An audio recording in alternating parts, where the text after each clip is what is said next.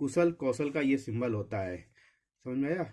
अद्भुत का सिंबल ये होता है, दफा का सिंबल ये होता है, इत्तिफाक का सिंबल ये होता है, ठीक है।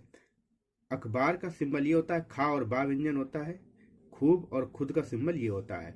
चल रहा है, यहाँ पे भी वही नियम लगेगा जो मैंने अभी आपको बताया था। चल, अंतिम व्यंजन ला आया, डबल कर दिया, चल रहा है।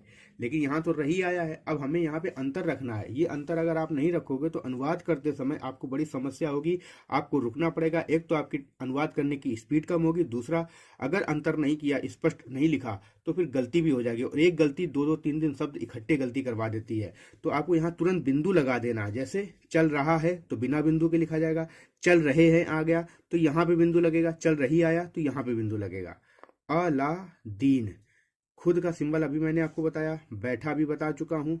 कम काम कायम, ये सिंबल में मैंने बदलाव किया है, आप इसको प्रैक्टिस कर लें। कम काम कायम ये सिंबल होता है। कदम का सिंबल ये होता है, और कामयाब और कामयाबी का सिंबल ये होता है। का व्यंजन में माँ व्यंजन होता है, ठीक है, का व्यंजन और माँ व्यंजन, ये कामयाब और कामयाबी का सिंबल होता है।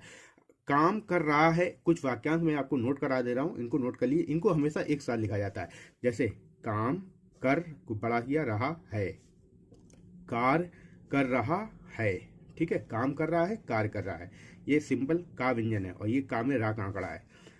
अ ला दीन, बड़ा और बड़ का सब चिन्ह होता है दूसरे स्थान पर। आपने क्या प्रैक्टिस किया है नहीं पता, इसको प्रैक्टिस करना है, इससे वाक्यांश बनेंगे आगे चल के। जब आप 100 के ऊपर 120, 140, 160 लिखोगे तो वाक्यांशों की जरूरत पड़ती है, लपेटने की जरूरत पड़ती है, जिसमें रेखाएं एक के साथ बिना पेंसिल उठाए तुरंत जोड़ दी जाती हैं, ठीक है, उसको लपेटना बोलते हैं। तो बड़ा हो गया।